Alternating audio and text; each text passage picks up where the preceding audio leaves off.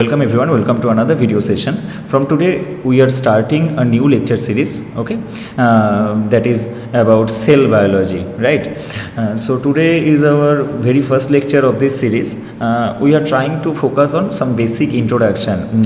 Suppose what is cell theory, exceptions of cell theory, virusoids, viroids, and so on.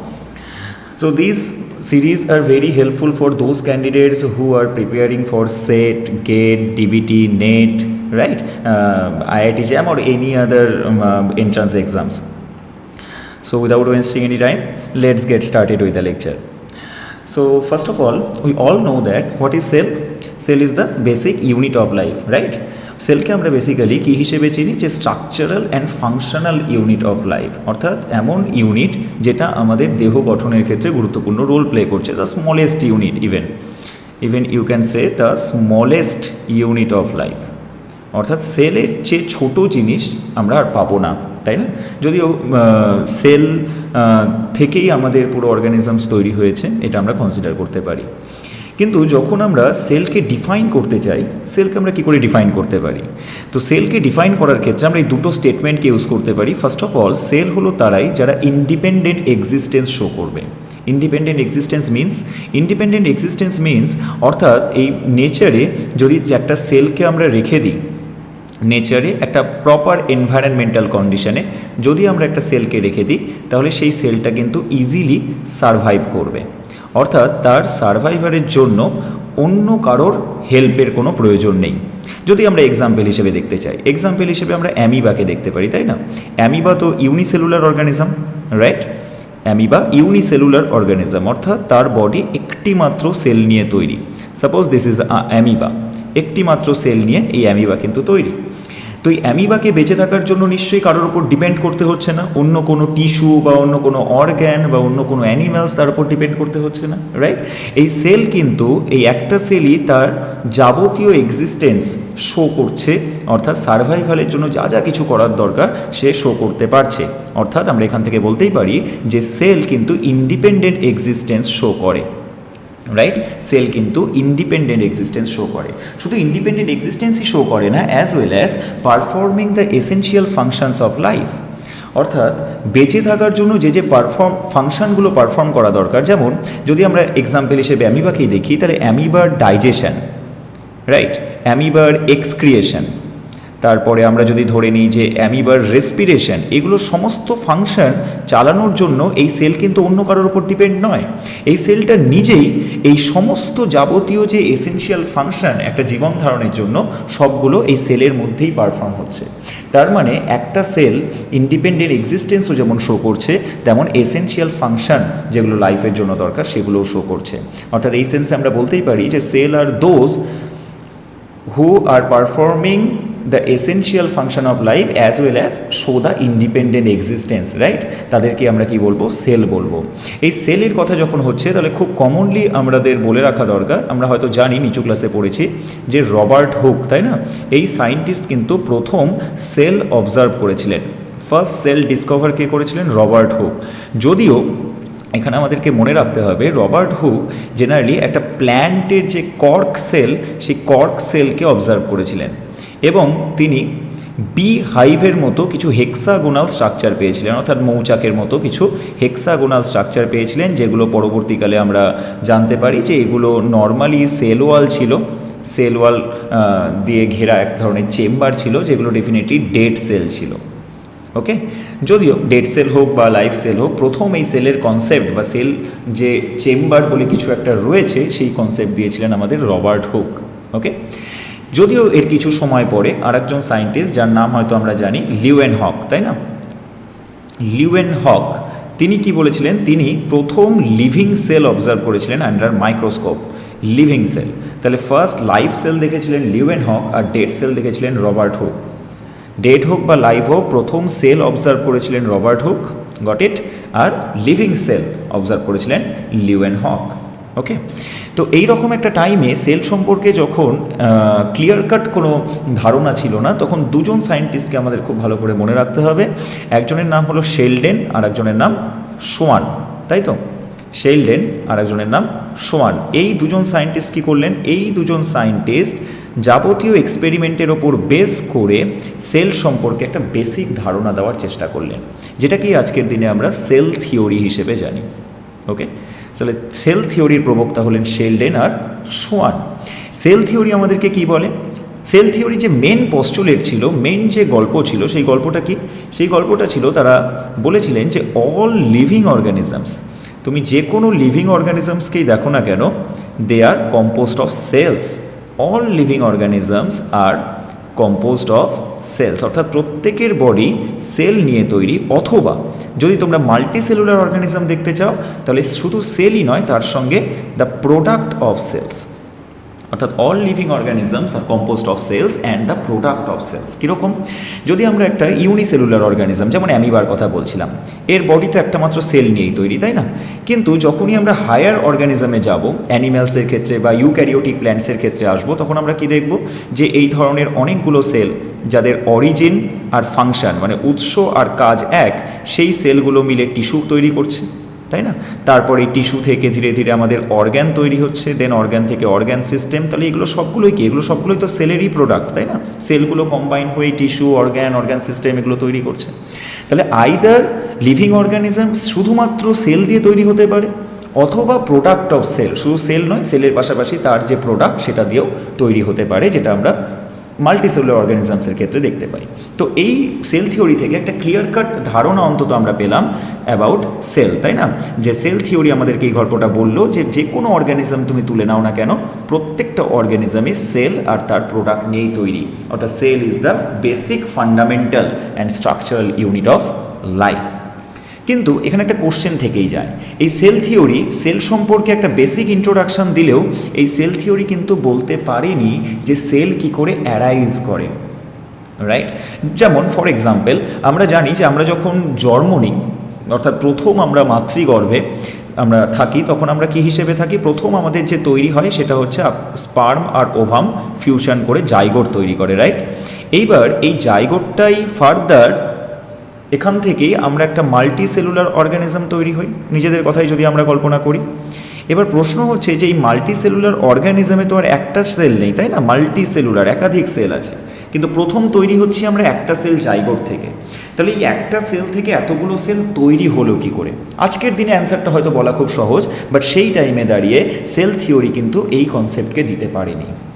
তাই sell থিওরিতে একটা না একটা কিছু ডাউটফুল জায়গা থেকেই যাচ্ছিল, যে সেল থিওরি সব কিছু বললেও সে বলছিল যে অর্গানিজম সেল নিয়ে তৈরি, সেলের প্রোডাক্ট নিয়ে তৈরি, বাট সেল থেকে কি করে সেল তৈরি হয় এই কনসেপ্ট কিন্তু দিতে পারেনি। অর্থাৎ সেলগুলো যে হাওয়ায় ভেসে আসছে না, তাদের তৈরি হওয়ার জন্য একটা পার্টিকুলার কিছু প্রসিজার আছে, সেই ব্যাখ্যা সেল থিওরি দিতে পারেনি। তো এরকম টাইমে আরেকজন সায়েন্টিস্টকে আমাদের মনে রাখতে হবে, সেই সায়েন্টিস্ট খুব ইম্পর্টেন্টলি, সেই সায়েন্টিস্টের নাম রুডলফ ভার্চাও। ওকে, এই রুডলফ ভার্চাও তিনি কি বললেন?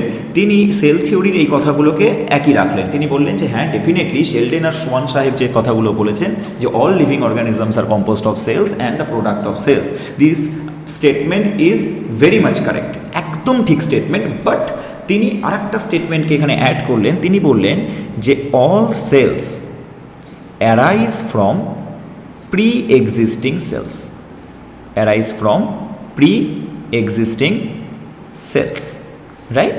অর্থাৎ যে নতুন সেলগুলো তৈরি হচ্ছে তারা কিন্তু হাওয়ায় ভেসে আসছে না, নতুন সেলগুলো অ্যারাইজ করছে, তৈরি হচ্ছে কোথা থেকে? প্রি এক্সিস্টিং সেলস থেকে।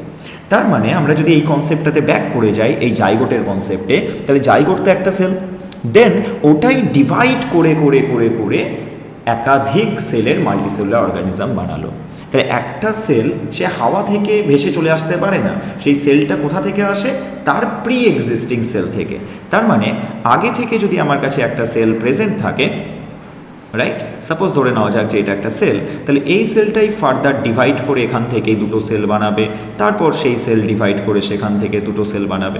তাহলে আলটিমেটলি এই সেলগুলো আসছে কোথা থেকে? প্রত্যেকেরই, যদি আমি এই সেলটার অরিজিন কল্পনা করি, সাপোজ আমরা যদি এই সেলটার অরিজিন কল্পনা করি, তাহলে এই সেলটা আসলো কোথা থেকে? তার প্রি এক্সিস্টিং সেল এইখান থেকে, রাইট? এই সেলটা আসলো কোথা থেকে? তার প্রি এক্সিস্টিং সেল এখান থেকে। তাহলে প্রত্যেকটা সেলই অ্যারাইজ করছে তার প্রি এক্সিস্টিং সেলস থেকে। ক্লিয়ার? আই থিঙ্ক এইটুকু সবার ক্লিয়ার। তো এই কথাটাকে আমরা বলি omnis cellula e সেলুলা।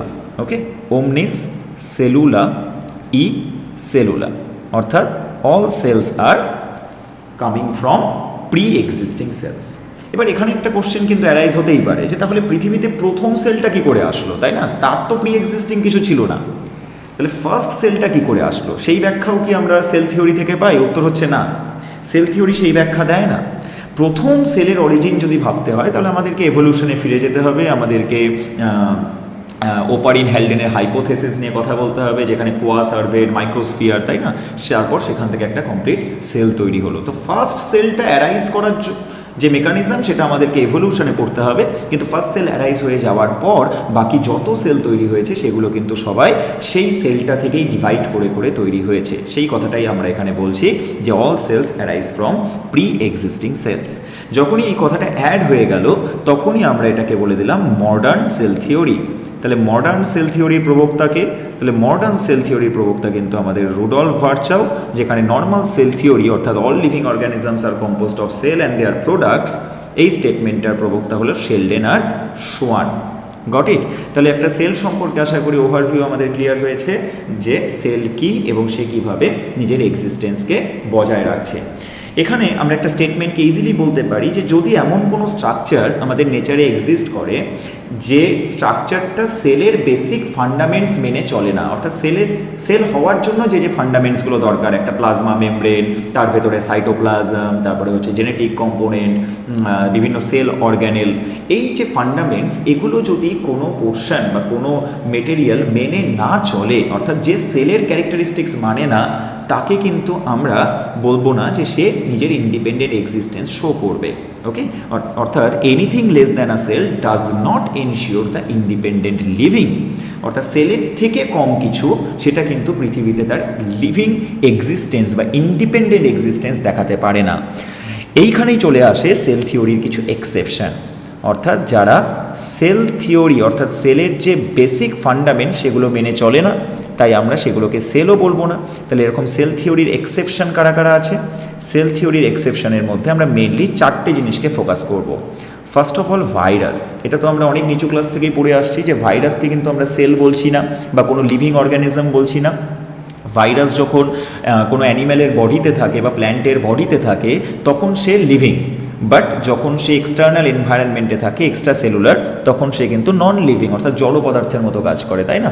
So sell থিওরির এক্সেপশনের মধ্যে ভাইরাস ইম্পর্টেন্ট, দেন আমরা মনে রাখবো viroids, then virusoids and last of all prions. Okay, confusion create করবে না, এগুলো খুব সিম্পল জিনিস, আমরা একটা একটা করে ডিসকাস করব। সেল থিওরি এক্সেপশনের মধ্যে আমরা ভাইরাস, ভাইরয়েডস, ভাইরোসয়েডস আর প্রিয়ন্স এই 4টেকে কনসিডার করবো। এটা প্রত্যেকেই কিন্তু সেলের ক্যারেক্টারিস্টিক্স মানে না, অর্থাৎ এদেরকে আমরা সেল কনসিডার করবো না। ওকে, একটা একটা করে ডিসকাস করা যাক। ফার্স্টে আসা যাক ভাইরাসের কথায়। আমরা খুব ডিটেলে ভাইরাস বা ভাইরোসয়েডস এগুলোকে ডিসকাস করবো না, কারণ this is not a microbiology lecture. Okay, আমরা জাস্ট সেল বায়োলজি স্টার্ট করার জন্য যে বেসিক ইন্ট্রোডাকশনটা আমাদের দরকার সেখানে আমরা ফোকাস করবো। তবে ডেফিনেটলি যে পোর্শনগুলো আমি টার্গেট করছি এখান থেকে অল ইন্ডিয়া সেভারাল এক্সামে বিভিন্ন ধরনের কোশ্চেন প্রিভিয়াস ইয়ারে জিজ্ঞেস করা হয়েছে। আমরা সেই কোশ্চেন নিয়ে পরবর্তী লেকচারে যখন দেখব, কোশ্চেন স্টাডি করব, সেখানে আমরা দেখতে পাবো যে আমাদের এই ইন্ট্রোডাকশন পার্টটারও গুরুত্ব কতটা। তো আমি স্পেসিফিক্যালি যে পোর্শনগুলো থেকে কোশ্চেন টার্গেট করা হয় সেই পোর্শনের পয়েন্ট অফ ভিউতে আমরা সেল থিওরি ইন্ট্রোডাকশনকে স্টার্ট করছি। ওকে, তো এখানে আমরা খুব বেশি পরিমাণে ডেপথে যাব না ইন্ট্রোডাকশানে। চলো এবার আমরা ভাইরাসের কথায় আসি। তো ভাইরাসকে আমরা কিন্তু কখনোই সেল বলবো না, তাই না? This is a non cellular particle, non cellular particle, একে সেল বলা যাবে না। কেন সেল বলা যাবে না? কারণ একটা সেল হওয়ার জন্য যে যে ফিচার্সগুলো লাগে, একটা প্লাজমা মেমব্রেন, তারপরে সাইটোপ্লাজম, তারপরে বিভিন্ন সেল অর্গ্যানেল যেমন mitochondria, ribosome etcetera etcetera, nucleus, এই ধরনের বেসিক যে ফান্ডামেন্টসগুলো যেগুলো সেল হওয়ার জন্য দরকার সেগুলো আমরা ভাইরাসের মধ্যে পাই না। তাই ভাইরাসকে আমরা বলি নন সেলুলার পার্টিকেল। ইভেন ভাইরাসকে আমরা বলি যে এটা এমন পার্টিকেল যেটা সেল থিওরি মেনে চলে না। ওকে, এইবার যখনই তোমরা ভাইরাসের কথা বলবে তখনই এখানে একটা টার্ম চলে আসে যেটা খুব confusing, that is virion. Virion আর ভাইরাস দুটোর মধ্যে কি ডিফারেন্স আছে? খুব স্লাইট ডিফারেন্স আছে। কীরকম? A complete virus particle is known as virion. A complete virus particle is known as virion. এবার মাথায় হয়তো কোশ্চেন অ্যারাইজ করছে যে এটা আবার কীরকম কথা, ভাইরাসও কি তাহলে আবার ইনকমপ্লিট হয়? খুব সহজভাবে যদি আমি বলতে চাই, তাহলে একটা ভাইরাস যখন একটা সেলের মধ্যে এন্ট্রি নেয়, এন্ট্রি নেওয়ার পর সে তো নিজের রেপ্লিকা কপি তৈরি করে, তাই না? যদি আমরা একটা ছোট্ট এক্সাম্পল হিসেবে দেখতে চাই, যে সাপোজ এটা ধরে নাও একটা হোস্ট সেল, অর্থাৎ যার মধ্যে ভাইরাসটা এন্ট্রি নেবে। এবার ভাইরাসটা কি করছে, এই ভাইরাস তার জেনেটিক মেটেরিয়ালটাকে ইনসার্ট করে দিল। এইবার তারপর এই জেনেটিক মেটেরিয়ালটাই ধীরে ধীরে ধীরে ধীরে বিভিন্ন কপি বানাচ্ছে ভাইরাসের, এবং তারপর সেলটাকে ব্লাস্ট আউট করে ভাইরাসের কপিগুলো বেরিয়ে আসছে। This is the basic mode of replication of virus, right? তো যখন একটা সেলের মধ্যে ভাইরাস এন্ট্রি করে এবং নিজের রেপ্লিকা কপি বানায়, তখন অনেক সময় দেখা যায় যে কিছু কিছু ভাইরাসের প্রপার স্ট্রাকচার মেনটেন হয় না। তো সেই সময় আমরা সেই ভাইরাসগুলোকে ইনকমপ্লিট ভাইরাস বলতে পারি। হোস্ট সেলে প্রবেশ করে যাওয়ার পরে ভাইরাস যখন নিজের কপি তৈরি করছে, তখন কিছু কিছু ভাইরাস প্রপার নিজের কপি বানাতে পারে না, রাইট? সেগুলোকে আমরা ইনকমপ্লিট ভাইরাস বলতে পারি। তাছাড়া নর্মাল টাইমে যে ভাইরাসগুলোর সঙ্গে আমরা পরিচিত, যেমন ব্যাকটেরিওফাজ, যেমন কোভিড-19, তাই না? তারপরে আমাদের হেপাটাইটিস বি, এই যত ভাইরাস আছে, এই ভাইরাসগুলোকে অর্থাৎ কমপ্লিট, অর্থাৎ যাদের মধ্যে জেনেটিক মেটেরিয়াল, বাইরে প্রোটিন কোড, অর্থাৎ যেগুলো ভাইরাস নিজের স্ট্রাকচারকে মেনটেন করছে, তাদেরকেই আমরা বলে দেবো virion. Got it? So virion is the complete virus particle. Virus বা ভিরিয়ন আমরা খুব সিম্পল একে ডিফাইন করবো যে ভাইরাস মানেই ভিরিয়ন বলা যেতে পারে, হ্যাঁ, যে কমপ্লিট ভাইরাস পার্টিকেলই হলো ভিরিয়ন। এইবার একটা ভিরিয়ন বা ভাইরাসের যদি স্ট্রাকচার দেখতে চাই, তাহলে আমরা কি দেখতে পারি? দেখবে ভালো করে, একটা ভাইরাসের যে সেন্টার মিড পোর্শন, সেখানে থাকে তার জেনেটিক মেটেরিয়াল। ওকে, জেনেটিক মেটেরিয়াল অর্থাৎ নিউক্লিক অ্যাসিড প্রেজেন্ট থাকে, কারণ নিউক্লিক অ্যাসিড তো থাকতেই হবে, না হলে তার ইনফরমেশন কে ক্যারি করবে, তাই না? কিন্তু ভাইরাসের ক্ষেত্রে মনে রাখতে হবে যে এই নিউক্লিক অ্যাসিড যে কোনো কিছু হতে পারে। আমরা জানি যে অ্যানিম্যাল হোক বা প্ল্যান্ট হোক বা ব্যাকটেরিয়া হোক, তাদের ক্ষেত্রে জেনেটিক মেটেরিয়াল মেনলি কী থাকে? ডিএনএ থাকে, তাই না? তবে ভাইরাস হলো এমন এক্সেপশন যেখানে জেনেটিক মেটেরিয়াল হিসেবে আমরা ডাবল স্ট্র্যান্ডেড ডিএনএ দেখতে পাবো, অর্থাৎ দ্বিতন্ত্রী ডিএনএ পাবো। ইভেন সিঙ্গল স্ট্র্যান্ডেড ডিএনএও পেতে পারি আমরা, ডাবল স্ট্র্যান্ডেড আরএনএও পেতে পারি, আবার সিঙ্গল স্ট্র্যান্ডেড আরএনএও পেতে পারি। কিন্তু এই চারটেই কিন্তু একসঙ্গে কোনো একটা ভাইরাসে থাকবে না। আশা করি তোমরা বুঝতে পারছো যে যখন নিউক্লিক অ্যাসিডগুলো, ভাইরাসের নিউক্লিক অ্যাসিড আমরা দেখব, তো সেই ভাইরাসের নিউক্লিক অ্যাসিড ডাবল স্ট্যান্ডার্ড ডিএনএও হতে পারে, অথবা কোনো কোনো ভাইরাসে আমরা সিঙ্গল স্ট্যান্ডার্ড ডিএনএ পেতে পারি, কোনো ভাইরাসে ডাবল স্ট্যান্ডার্ড আরএনএ পেতে পারি, আবার কোনো ভাইরাসে সিঙ্গল স্ট্যান্ডার্ড আরএনএও পেতে পারি। কিন্তু রিমেম্বার, এই চারটে জেনেটিক মেটেরিয়াল একসঙ্গে কিন্তু কোনো ভাইরাসে থাকবে না। প্রত্যেকটা ভাইরাসে যে কোনো একটা করে জেনেটিক মেটেরিয়াল থাকবে, আইদার সেটা double standard DNA or single standard DNA or double standard RNA or single standard RNA. Got it? কিন্তু নিউক্লিক অ্যাসিডের এতগুলো ভ্যারাইটি আমরা পেতে পারি ভাইরাসের মধ্যে। তো এই যে ভাইরাসের জেনেটিক মেটেরিয়াল, এই জেনেটিক মেটেরিয়ালটাকে প্রোটেকশন প্রোভাইড করার জন্য এর চারিদিক দিয়ে একটা কভারিং থাকে। ওকে, জেনেটিক মেটেরিয়ালের চারিদিকে যে কভারিংটা থাকে, এই কভারিংটাকে আমরা বলি ক্যাপসিড লেয়ার। কি বলা হয়? ক্যাপসিড। আর ক্যাপসিডের মধ্যে আমরা হয়তো খুব সহজভাবেই দেখতে পাচ্ছি যে বেশ কিছু ইউনিট রয়েছে, তাই না? ছোট ছোট ছোট ছোট স্মলেস্ট ইউনিট আছে। তাহলে ক্যাপসিড যে ছোট ছোট ইউনিটগুলো নিয়ে তৈরি, সেই ইউনিটগুলোকে বলা হয় capsomere. So capsomeres are the smallest unit of capsid. Got it? এইবার বেসিক্যালি এই ধরনের একটা স্ট্রাকচারই আমরা ভাইরাসের মধ্যে পেতে পারি। এর ভিতরে অনেক সময় বিভিন্ন এনজাইম থাকতে পারে, কিছু প্রোটিনেশিয়াস সাবস্টেন্স থাকতে পারে, সেগুলো ভাইরাসের ডেপথ লেকচার যখন আমরা মাইক্রোবায়োলজিকে টার্গেট করব তখন আলোচনা করব। কিন্তু ওভারঅল আমরা একটা ভাইরাস পার্টিকেলে এই গল্পটা দেখতে পাই যে ভাইরাস ভেতরে একটা genetic material that can be anything, এই চারটের মধ্যে যা কিছু হতে পারে, আর তার বাইরের দিক দিয়ে একটা প্রোটিনের লেয়ার। ডেফিনেটলি ক্যাপসিডটা প্রোটিন কোট হয়, এই প্রোটিনের লেয়ারটাকে আমরা বলি ক্যাপসিড, যার ইচ অ্যান্ড এভরি ইউনিট, এই স্মলেস্ট যে ইউনিটগুলো, এই ইউনিটগুলোকে আমরা বলবো ক্যাপসোমিয়ার। এইবার কোনো কোনো ভাইরাসের ক্ষেত্রে একটা মজার জিনিস দেখা যায় যে এই ক্যাপসিডের বাইরের দিকে আর একটা এক্সট্রা কোটিং লক্ষ্য করা যায়। ওকে, এই ক্যাপসিডের বাইরের দিকে আর একটা এক্সট্রা কোটিং, এই যে আমরা এক্সট্রা প্রোটিন কোডটা আঁকছি, এই প্রোটিন কোডটা কিন্তু সমস্ত ভাইরাসের ক্ষেত্রে যে থাকবে তা কিন্তু ম্যান্ডেটারি নয়। এটা কোনো কোনো ভাইরাসের ক্ষেত্রে এই প্রোটিন কোডটা দেখতে পাওয়া যায়। এই প্রোটিন কোডটাকে কি বলে? এই প্রোটিন কোডটাকে বলা হয় এনভেলাপ। এনভেলাপ, তার মানে প্রত্যেকটা ভাইরাসে যে এনভেলাপ থাকবে তার কোনো মানে নেই, কিন্তু ক্যাপসিড মোস্ট অফ দ্য ভাইরাসের ক্ষেত্রেই থাকবে তার জেনেটিক মেটেরিয়ালকে প্রোটেক্ট করার জন্য। যদি ক্যাপসিড না থাকে, শুধু জেনেটিক মেটেরিয়াল থাকে, তাহলে তাকে আমরা ভাইরাস বলবো? ডেফিনেটলি নয়। তাকে আমরা ভিরিয়ন বলতে পারি না, তাকে আমরা ইনকমপ্লিট ভাইরাস বলবো। ভিরিয়ন বলবো তখনই যদি জেনেটিক মেটেরিয়াল আর তার বাইরে ক্যাপসিড, এই বেসিক স্ট্রাকচারটুকু অন্তত থাকে, তখনই তাকে আমরা ভিরিয়ন বলে দেব। আর ভিরিয়ন অর্থাৎ ক্যাপসিড এর বাইরের দিকে আমরা এনভেলাপ পেতে পারি, এটাও এক ধরনের প্রোটিন কোড। ওকে, এবার এই যে এনভেলাপ, এই এনভেলাপ সব ভাইরাসে থাকবে তার কোনো মানে নেই। যে সমস্ত ভাইরাসে এনভেলাপ থাকে না, অর্থাৎ ল্যাক এনভেলাপ, এনভেলাপ অনুপস্থিত, সেই ভাইরাসগুলোকে আমরা বলবো নেকেড ভাইরাস। ওকে, নেকেড ভাইরাস, ক্লিয়ার? বা আনএনভেলাপড ভাইরাস, অর্থাৎ এনভেলাপ নেই। আর যে সমস্ত ক্ষেত্রে থাকে তাদের ক্ষেত্রে আমরা বলি এনভেলাপড ভাইরাস, এনভেলাপড ভাইরাস। Got it? তাহলে আমরা দু ধরনের ভাইরাসের ক্লাসিফিকেশন এখান থেকে বোঝার চেষ্টা করলাম, যে একটা নেকেড ভাইরাস যেখানে এনভেলাপ অনুপস্থিত, আর একটা এনভেলাপড ভাইরাস যেখানে ক্যাপসিডের বাইরে একটা এনভেলাপ বা আর একটা এক্সট্রা প্রোটিন কোড থাকে। এবার এনভেলাপে যদি তোমরা খেয়াল করে দেখো তাহলে দেখতে পাবে এনভেলাপেরও কিছু ছোট ছোট ইউনিট আছে, তাই না? যদি আমরা এখানে দেখার চেষ্টা করি তাহলে এই যে খেয়াল করো, অনেকগুলো ছোট ছোট ইউনিট পরপর জুড়ে এনভেলাপটা তৈরি করছে। তাহলে এনভেলাপ যে ছোট ছোট ইউনিটগুলো নিয়ে তৈরি হচ্ছে, সেই ইউনিটগুলোকে বলা হয় প্যাপলোমিয়ার। প্যাপলোমিয়ার। তাহলে প্যাপলোমিয়ার আর ক্যাপসোমিয়ার দুটোর মধ্যে যেন কনফিউশন ক্রিয়েট না হয়, যে capsomeres are the unit of capsid, whereas the peplomers are the unit of envelope. Right? So this is the overall structure of virus. আশা করি ভাইরাস সম্পর্কে একটা বেসিক ইন্ট্রোডাকশন ক্লিয়ার হয়েছে। যে টপিকগুলো আমি এখানে কনসিডার করলাম, এই টপিকগুলো থেকে কিন্তু বিভিন্ন অল ইন্ডিয়া এন্ট্রান্স এক্সামে প্রিভিয়াস ইয়ারে কোশ্চেন এসছে, আমরা সেগুলো নিয়ে ডিসকাস করবো পরবর্তীতে।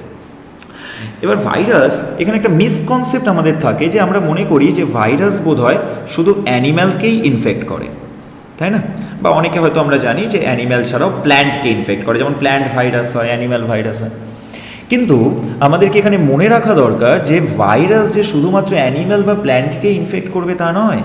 ভাইরাস ক্যান ইনফেক্ট প্রোটিস্ট, অর্থাৎ প্রোটিস্টটাকেও ইনফেক্ট করতে পারে। Even virus can infect fungi, even virus can infect bacteria, right? ব্যাকটেরিয়াকে যে ভাইরাস ইনফেক্ট করে তাকে তো আমরা জানি ব্যাকটেরিওফাজ বলে, তাই তো? ব্যাকটেরিওফাজ মানে, ফাজ মানে কিন্তু ভাইরাস, হ্যাঁ? সো ব্যাকটেরিওফাজ টার্মটা দেখে যেন কনফিউশন না হয়, এটা কিন্তু ব্যাকটেরিয়া নয়। Bacteriophage is the virus, bacteria infecting virus. Okay, bacteria infecting virus, একে আমরা বলি ব্যাকটেরিওফাজ।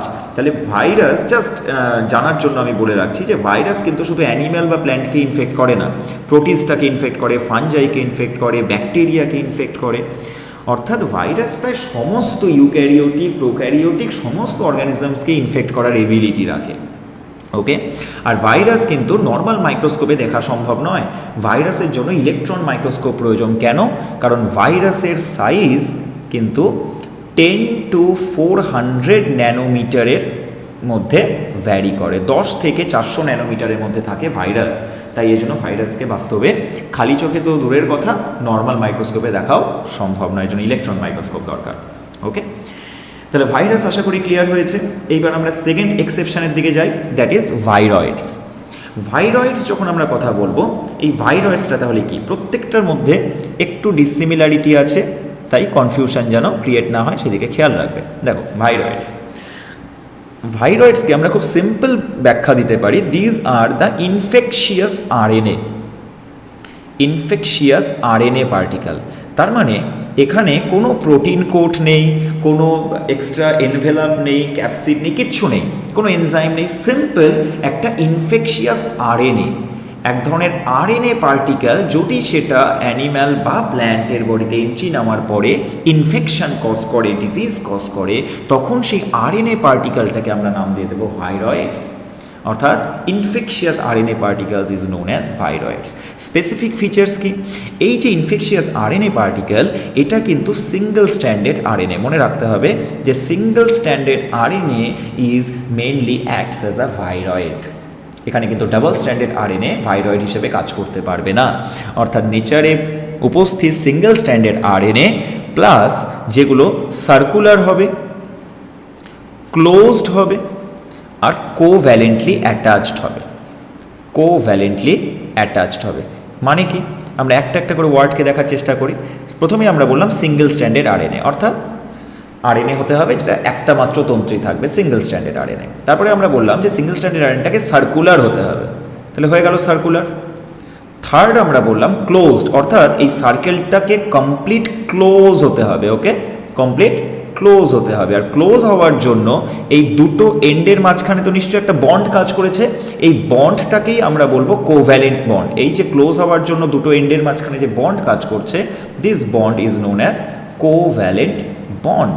অর্থাৎ কোভ্যালেন্ট বন্ড দ্বারা অ্যাটাচ কোনো সার্কুলার ক্লোজড সিঙ্গেল স্ট্র্যান্ডেড আরএনএকে যদি ইনফেকশন ঘটাতে পারে যে কোনো অর্গানিজমের বডিতে প্রবেশের পর, তাকে আমরা নাম দিয়ে দেবো ভাইরয়েডস। তাহলে ভাইরাসের সঙ্গে নিশ্চয়ই ডিফারেন্সিয়েশন করা যাচ্ছে যে ভাইরাস মানে একটা কমপ্লিট পার্টিকেল, যেখানে আমরা কি দেখেছিলাম, যেখানে জেনেটিক মেটেরিয়ালের বাইরে অনেকগুলো কভারিং, এনজাইম, এত কিছু ছিল, এটা একটা ভাইরাস বা ভিরিয়ন। বাট ভাইরয়েডস কিন্তু সিম্পল একটা single stranded RNA, circular, close, covalently attached. এই ইনফেকশিয়াস আরএনএকে আমরা বলে দেবো ভাইরয়েডস। ভাইরয়েডসে যে সিঙ্গেল স্ট্র্যান্ডেড আরএনএটা থাকে তার লেন্থ হবে নিয়ার অ্যাবাউট 250 to 370 নিউক্লিওটাইড। ওকে, অর্থাৎ এই সিঙ্গেল স্ট্র্যান্ডেড আরএনএ 250 থেকে 370 নিউক্লিওটাইডস লং হতে পারে। একে আমরা কোথায় পাবো?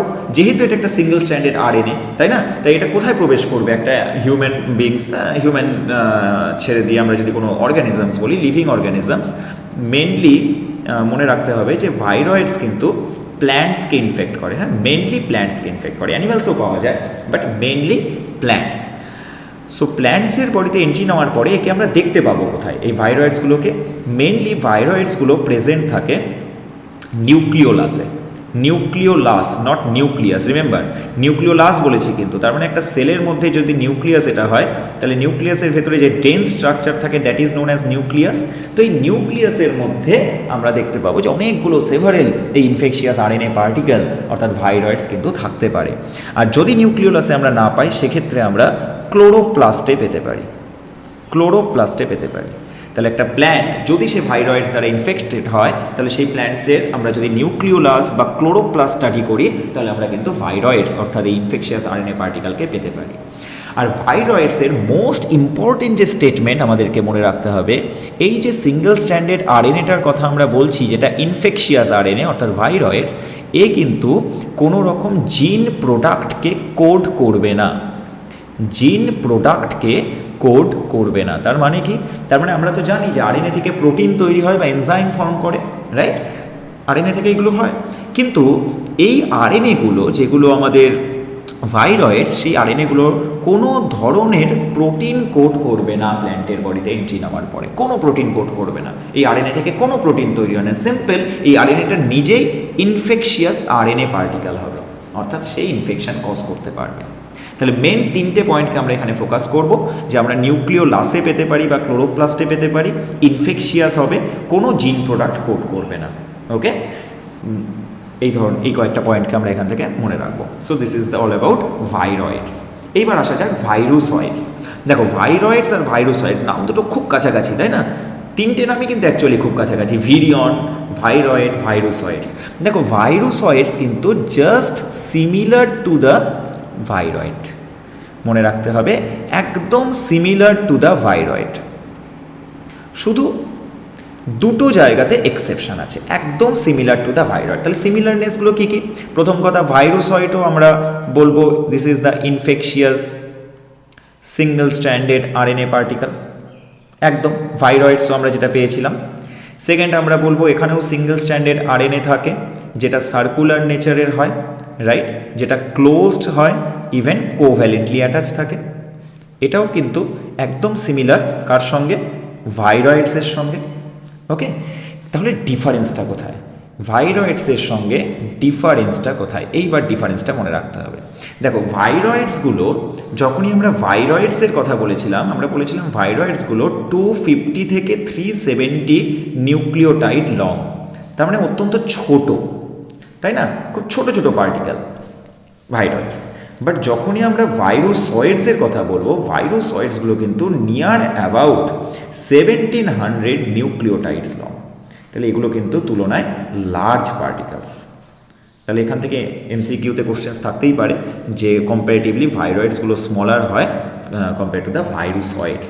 ওকে, রাইট। এইবার আমরা বলেছিলাম যে ভাইরয়েডসগুলো মেনলি কাকে ইনফেক্ট করে?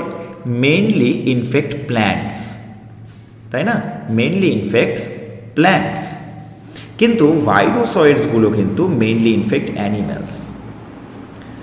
তার মানে এই নয় যে আমরা বলছি না যে এগুলো স্পেসিফিক্যালি অ্যানিম্যাল বা প্ল্যান্টকে ইনফেক্ট করতে পারে, দুজনকে ইনফেক্ট করতে পারে। বাট জেনারেলি যেটা দেখা যায় যে ভাইরয়েডগুলো প্ল্যান্টে ইনফেকশন ঘটায়, ভাইরোসয়েডসগুলো অ্যানিম্যালে ইনফেকশন ঘটায়। পরের ডিফারেন্স কি? ভাইরয়েডসের ক্ষেত্রে আমরা একটা কথা বলেছিলাম, খেয়াল করে দেখো, যে দে ডাজন্ট কোড এনি জিন প্রোডাক্ট, তাই না? অর্থাৎ এই আরএনএ থেকে কোনো রকম প্রোটিন তৈরি হবে না।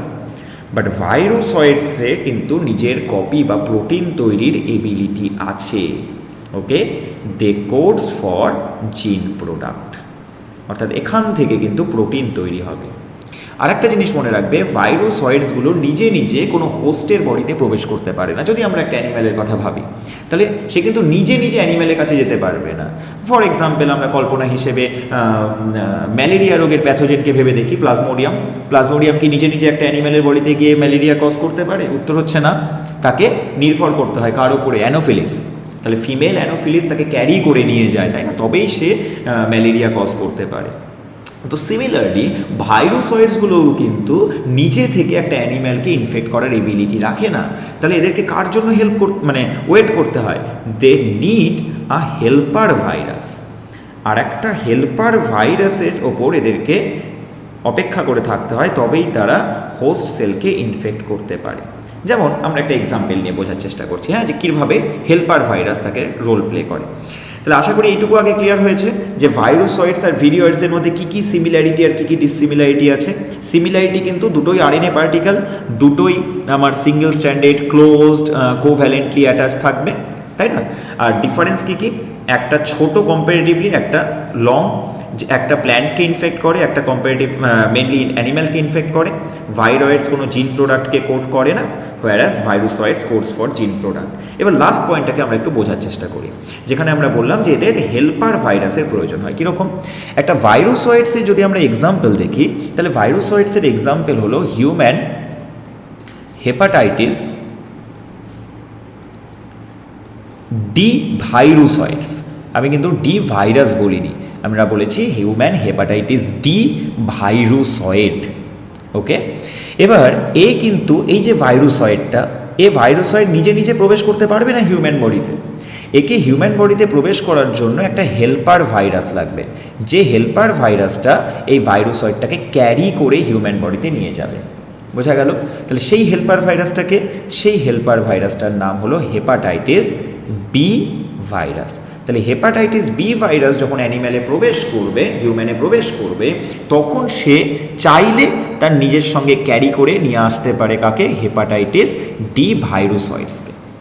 হেল্পার ভাইরাস ছাড়া কিন্তু এই ভাইরোসয়েড নিজে নিজে কারোর বডিতে প্রবেশ করে রোগ ঘটানোর ক্ষমতা থাকবে না।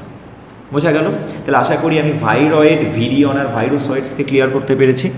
এইবার আসো fourth exception, that is prions. That is prions. প্রিয়ন্সটার মধ্যে কিন্তু কনফিউশন হবে না, কারণ প্রিয়ন্সটা এই ভিরিয়ন, ভাইরয়েড আর ভাইরোসয়েডসের মধ্যে এতটা কনফিউজিং নয়। প্রিয়ন্স প্রথমেই এদের থেকে আলাদা হয়ে যায়। কিভাবে? একে আমরা বলি যে ইনফেকশিয়াস। এতক্ষণ অবধি আমরা কি পড়ছিলাম? ইনফেকশিয়াস আরএনএ পার্টিকেল, এটা হলো infectious protein particle. Infectious protein particle অর্থাৎ কোনো অ্যানিম্যালের বডিতে যদি কখনো কোনো প্রোটিন মিসফোল্ড বা আনফোল্ডিং হওয়ার ফলে তৈরি হয় কোনো ইনফেকশিয়াস প্রোটিন বা কোনো অ্যাবনর্মাল প্রোটিনে কনভার্ট হয়ে যায়, তখন তাকে আমরা নাম দিয়ে দেব প্রিয়ন্স। ওকে, তখন আমরা তাকে নাম দিয়ে দেব প্রিয়ন্স। কিভাবে আমরা দেখব ডিটেলে। তার আগে মনে রাখতে হবে প্রিয়ন্সগুলো জেনারেলি কিছু ইনফেকশনের জন্য দায়ী। কি ইনফেকশন ঘটাতে পারে? এই প্রিয়নগুলো আমাদের নার্ভাস সিস্টেম রিলেটেড ইনফেকশন ঘটাতে পারে। যেমন এরা মেনলি যেটা ঘটায় নিউরো ডিজেনারেটিভ ডিজিজ, অর্থাৎ নিউরনকে ডিজেনারেট করতে থাকে, নষ্ট করতে থাকে, অর্থাৎ নিউরো ডিজেনারেটিভ ডিজিজের ক্ষেত্রে মেনলি প্রিয়ন্স দায়ী হয়। তাহলে প্রিয়ন্স কিন্তু ইনফেকশন যে কোনো জায়গায় ঘটাবে না, নার্ভাস সিস্টেম রিলেটেড যে কোনো ইনফেকশন বা যে কোনো ডিজিজ প্রিয়ন কজ করবে। এক্সাম্পল যদি আমরা দেখি তাহলে এক্সাম্পল হলো শিপের ক্ষেত্রে এক ধরনের ডিজিজ হয় যাকে আমরা বলি স্কারপি। ওকে, তাহলে এই স্কারপি ডিজিজটা কিন্তু প্রিয়ন্সের কারণে হয়। এই স্কারপি ডিজিজটা কার জন্য হয়? প্রিয়ন্সের কারণে হয়। কিভাবে? এই স্কারপিতে কি হয়? এই স্কারপিতে কিছুই নয়, নিউরো ডিজেনারেট করতে থাকে, অর্থাৎ নিউরনগুলো শিপের ক্ষেত্রে ডিজেনারেট করতে থাকে। এই ডিজিজটা প্রিয়ন্সের কারণে হয়। কিভাবে? আমরা একটু বোঝার চেষ্টা করি। শিপের বডিতে একটা নর্মাল প্রোটিন থাকে, নর্মাল প্রোটিন। যদি সে নর্মালভাবে সেই প্রোটিনটা তৈরি হয় তাহলে সেই প্রোটিনটাকে আমরা বলবো PRPC। ঠিক আছে, এটা তো হচ্ছে নর্মাল ফর্ম। তাহলে এই PRPC যে প্রোটিনটা, এই প্রোটিনটা নর্মাল প্রোটিন, নর্মাল টাইমে শিপের ক্ষেত্রে তৈরি হচ্ছে এবং সে স্কারপি ডিজিজ ঘটাচ্ছে না। বাই চান্স যদি দেখা যায় যে এখানে একটা অ্যাবনর্মাল প্রোটিন তৈরি হয়ে গেল মিসফোল্ডিংয়ের কারণে, সেই অ্যাবনর্মাল প্রোটিনটাকে আমরা নাম দিচ্ছি PRPSC, অর্থাৎ যে স্কারপি ঘটাতে পারে। তাহলে এটা হচ্ছে আমাদের অ্যাবনর্মাল প্রোটিন। ওকে, এই যে অ্যাবনর্মাল প্রোটিনটা বাই চান্স যদি তৈরি হয়ে যায় তখন এই অ্যাবনর্মাল প্রোটিনটাকে আমরা নাম দিয়ে দেব প্রিয়ন, অর্থাৎ ইনফেকশিয়াস প্রোটিন। এই প্রিয়ন কিন্তু শুধু থেমে থাকবে না, শুধু নিজে নিজেই রোগ ঘটাবে না, সে যতগুলো নর্মাল প্রোটিন আছে, মানে নর্মাল প্রোটিন মানে PRPC, যত নর্মাল প্রোটিন আছে সেই সবগুলোকে সে কনভার্ট করে দেবে PRPSC-তে। তাহলে লজিকটা ধরা যাচ্ছে? তাহলে PRPSC হলো এমন একটা প্রোটিন প্রিয়ন যেটা বাই চান্স তৈরি হয়ে গেছে মিসফোল্ডিংয়ের কারণে, অ্যাবনর্মাল ফর্ম হয়ে গেছে। এই অ্যাবনর্মাল ফর্মটাকে আমরা প্রিয়ন নাম দিচ্ছি। এবার এই প্রিয়নটা একা একা থেমে নেই, সে যত সেলের মধ্যে নর্মাল PRPC আছে সবগুলোকে অ্যাবনর্মালে কনভার্ট করছে, অর্থাৎ সবগুলোকে প্রিয়নে কনভার্ট করছে, এবং তারপর তারা সম্মিলিতভাবে নিউরো ডিজেনারেটিভ ডিজিজ ঘটাচ্ছে, যে ডিজিজটা শিপের ক্ষেত্রে স্কারপি ডিজিজ নামে পরিচিত। বোঝাতে পেরেছি আশা করি যে প্রিয়ন্স ইনফেকশিয়াস প্রোটিন পার্টিকেল, সে অ্যাবনর্মাল প্রোটিন, নিজে একটা অ্যাবনর্মাল প্রোটিন এবং বাকি নর্মাল প্রোটিনগুলোকেও অ্যাবনর্মাল করে দেয় এবং তারপর তারা সম্মিলিতভাবে নিউরো ডিজেনারেটিভ ডিজিজ ঘটাতে পারে। তাহলে এই চারটে টার্মিনোলজি আশা করি তোমাদের ক্লিয়ার। এখানে একবার আমরা ক্লিয়ারলি দেখে নিতে পারি যে কিভাবে ভিরিয়ন, ভাইরয়েড, ভাইরোসয়েডস আর প্রিয়নগুলো একে অপরের থেকে আলাদা। ভিরিয়ন মানে কমপ্লিট ভাইরাস পার্টিকেল, এখানে তো কনফিউশন থাকার কথাই নয়। ভাইরয়েড আর ভাইরোসয়েডসের মধ্যে কনফিউশন তৈরি হতে পারে। কুইক একবার রিক্যাপ করে নাও। ভাইরয়েড মানে সিঙ্গল স্ট্র্যান্ডেড RNA, ক্লোজড হবে, সার্কুলার হবে, কোভ্যালেন্টলি অ্যাটাচ হবে, ডেফিনেটলি ইনফেকশিয়াস হবে। ভাইরোসয়েড সেম অ্যাজ ভাইরয়েড, কারণ সেটাও ইনফেকশিয়াস, সেটাও single stranded, close, circular, covalently. But ডিফারেন্টগুলো কোথায় আসছে? Viroid does not code for any kind of gene product. Viroid মানে যে RNA-টা সে কোনো প্রোটিন কোড করবে না, but virusoid encode for gene products, এখান থেকে প্রোটিন তৈরি হতে পারে। Viroid basically found in nucleolus and chloroplast, এখানেই আমরা পাবো। আর virusoids need a helper virus for transmission, ভাইরোসয়েডসকে একটা হেল্পার ভাইরাসের দরকার হবে। ভাইরয়েড কাকে অ্যাটাক করে? মেনলি প্ল্যান্টসকে, যেখানে ভাইরোসয়েডস কাকে অ্যাটাক করে? মেনলি অ্যানিম্যালস ইনক্লুডিং হিউম্যান, কারণ হিউম্যানেরও তো এক্সাম্পল আমরা দেখলাম যে হিউম্যান হেপাটাইটিস ডি ভাইরোসয়েড আছে, যার helper virus hepatitis B. Got it? Prion আমরা কি দেখেছি যে that is the infectious protein particle. তাহলে কনফিউশন আশা করি প্রিয়ন আর ভিরিয়নের মধ্যে হবে না। কনফিউশন ক্রিয়েট হতে পারে এই দুটো জায়গায়, ভাইরয়েড আর ভাইরোসয়েডসের মধ্যে। যতটা সম্ভব আমি ক্লিয়ার করার চেষ্টা করেছি, বাকিটা তোমরা একবার দেখে নেবে, আশা করি এটা ক্লিয়ার হয়ে যাবে। তাহলে আজকের মতো এইটুকুই, আবার দেখা হবে পরবর্তী ভিডিও সেশনে।